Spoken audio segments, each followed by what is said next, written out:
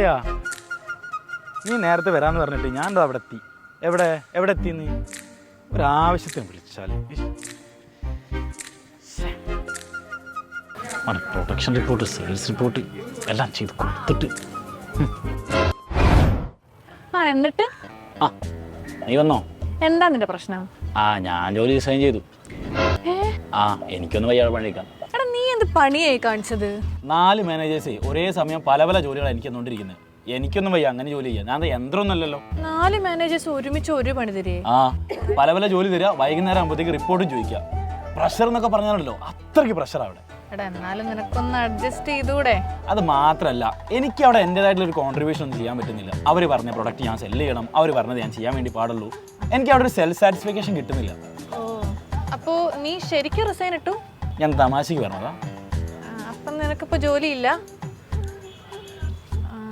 അപ്പം നിനക്കിപ്പോൾ എടാ, ഒരു മിനിറ്റ്, എനിക്കൊരു കോൾ വന്നേ. അല്ല, ബിസി അല്ല, നീ പറഞ്ഞോ. അല്ല, നീ പറഞ്ഞോ. എവിടെ? പാർക്കിലോ? കാണാലോ. നീ ഇപ്പോൾ എവിടെ ഉള്ളത്? ഞാൻ ഇപ്പോൾ 5 മിനിറ്റിലെത്തും കേട്ടോ. ശരിടാ, ഓക്കെ ശരി.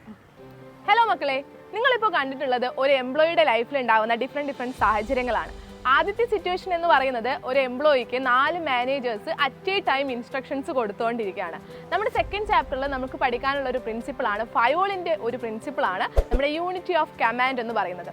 ഈ പ്രിൻസിപ്പിൾ പ്രകാരം അറ്റ് എ ടൈം ഒരു മാനേജർ മാത്രമേ ഒരു സബോർഡിനേറ്റിന് ഇൻസ്ട്രക്ഷൻസ് കൊടുക്കാൻ വേണ്ടിയിട്ട് പാടുള്ളൂ. ഇവിടെ വയലേറ്റ് ആയിരിക്കുന്നത് ഈ പ്രിൻസിപ്പിളാണ്. ഇങ്ങനെ സംഭവിച്ചു കഴിഞ്ഞാൽ ഒരു എംപ്ലോയിക്ക് എന്താണ് പ്രശ്നം വരിക? അവർക്ക് അവരുടെ വർക്കിൽ കോൺസെൻട്രേറ്റ് ചെയ്യാൻ വേണ്ടിയിട്ട് പറ്റത്തില്ല. അപ്പോൾ എന്ത് ചെയ്യും? അവർ വേഗം തന്നെ റിസൈൻ ചെയ്യാനുള്ള കാര്യങ്ങളിലേക്കൊക്കെ പോകും. സോ ഫയോൾ പറയുന്നത് എന്താണ്? കൃത്യമായിട്ട് പറയുന്നുണ്ട്, യൂണിറ്റി ഓഫ് കമാൻഡ് എന്ന് പറയുന്ന പ്രിൻസിപ്പിൾ എല്ലാ ഇൻസ്റ്റിറ്റ്യൂഷൻസും എന്ത് ചെയ്യണമെന്ന് ഫോളോ ചെയ്യണമെന്ന്. ഇവിടെ നമ്മുടെ രണ്ടാമത്തെ സിറ്റുവേഷനിലാണെങ്കിൽ എംപ്ലോയി പറയാണ്, സ്വന്തം ഇൻട്രസ്റ്റ് പ്രകാരം വർക്ക് ചെയ്യാൻ പറ്റുന്നില്ല, ഓർഗനൈസേഷൻ്റെ ഇൻട്രസ്റ്റിന് വേണ്ടി തന്നെ പ്രവർത്തിക്കേണ്ടി വരുന്നു, അതുകൊണ്ട് ഞാൻ ഫ്രസ്ട്രേറ്റഡ് ആണെന്ന്. സോ നമ്മളൊരു ഓർഗനൈസേഷനിലേക്ക് വന്നിട്ടുണ്ടെങ്കിൽ നമ്മൾ ആ ഓർഗനൈസേഷൻ്റെ ഇൻട്രസ്റ്റിന് വേണ്ടിയിട്ട് തന്നെ ആയിരിക്കണം പ്രവർത്തിക്കുന്നത്. നമ്മുടെ ഫയോളിൻ്റെ പ്രിൻസിപ്പിൾ പ്രകാരം നമ്മൾ മറ്റൊരു പ്രിൻസിപ്പിളാണ് subordination of individual interest to general interest എന്നുള്ളത്.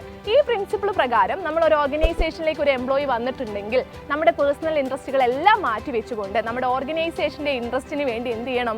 പ്രവർത്തിച്ചിട്ടുണ്ടായിരിക്കണം. സോ ഇവിടെ ഈ എംപ്ലോയി ചെയ്തത് എന്താണ്? അതിൽ ഫ്രസ്ട്രേറ്റഡ് ആയിട്ട് നിൽക്കുകയാണ് ചെയ്യുന്നത്. ഒരു എംപ്ലോയി എന്നുള്ള രീതിയിൽ നമ്മൾ എന്ത് ചെയ്യരുത്? അങ്ങനെ ഒരിക്കലും ആവാൻ വേണ്ടിയിട്ട് പാടില്ല. സോ മക്കളെ, ഇതുപോലത്തെ വീഡിയോസുമായിട്ട് നമുക്ക് വീണ്ടും കാണാം. Thank you.